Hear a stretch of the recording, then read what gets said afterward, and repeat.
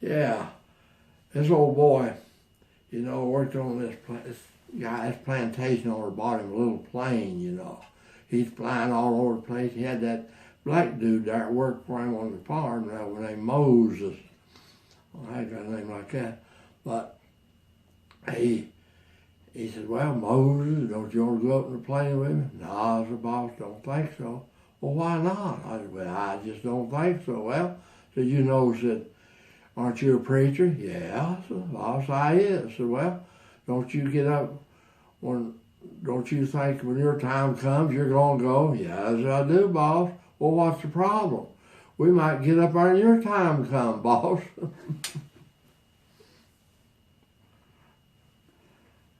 And this old gal got on a plane one time, you know, and this baby is raising the heck, you know, screaming and going on. She whipped out of a boob and started breastfeeding it, you know.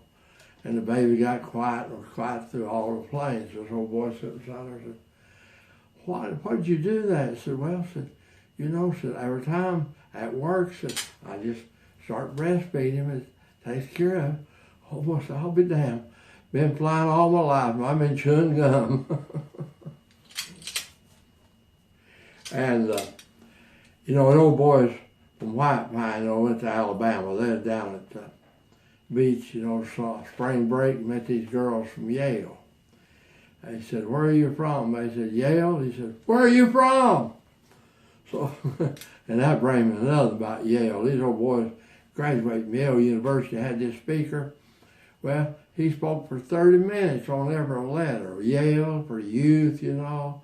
A, ability, ambition. L, learning. E, enthusiasm. 30 minutes on each one. It took 2 hours. Well, I said, God, that's a long commencement address. I said, yeah, but aren't you glad we don't go to the Massachusetts Institute of Technology?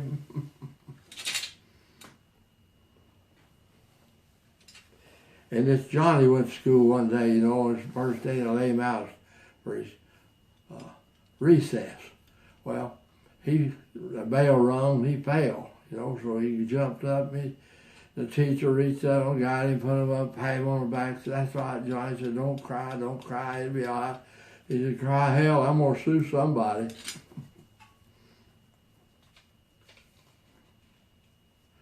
And, yeah, that old boy, when he went to Halloween, he's so tough, he went to Halloween as is.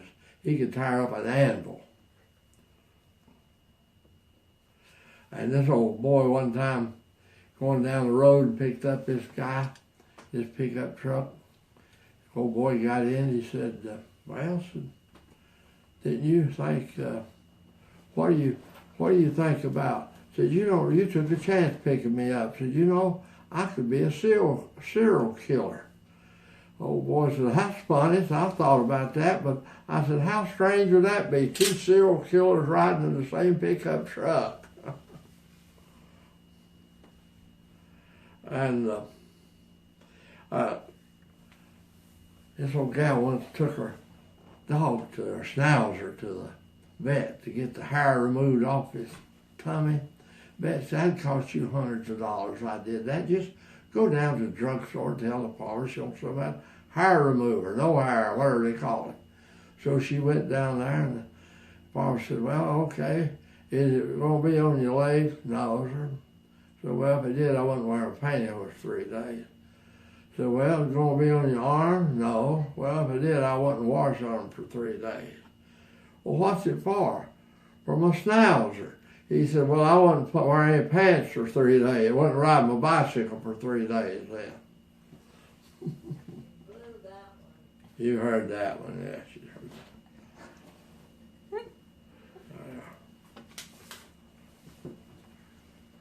And they had this celebration out all these preachers had a little celebration in town, you know, the Baptists was there and the Protestants, all of them, and the Catholic. So they going to have a toast, you know, and so the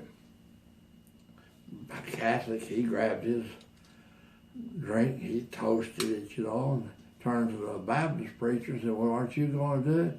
He said, I'd rather commit adultery. Catholic priest said his lights down, so I didn't know we had a choice. And you know, the dog sled team, you know, the lead dog died one time. It tore that dog sled all to pieces, dog sled team all to pieces, but it sure improved the view for that second dog.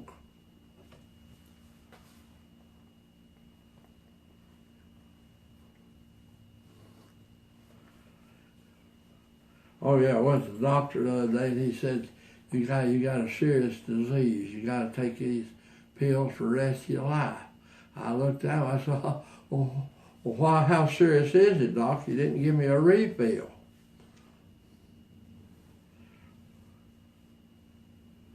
And, you know, my nephew played football for UCLA.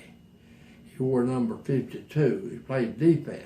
Well, they had so many players that had the same number on offense in the line, you know. So one Saturday morning, his grandmother told her neighbor out in California, said, watch my grandson play football today on TV. Good. What number is 52? So this lady called at halftime and said, well, what color's your grandson? That one's for you, Gus. And I'll tell you this, so we come to the end of this, I'd like to say this in closing. Illegitimate, non-carb mess. Don't let the bastards wear you down, guys. Thank you. Joe's Pool Hall.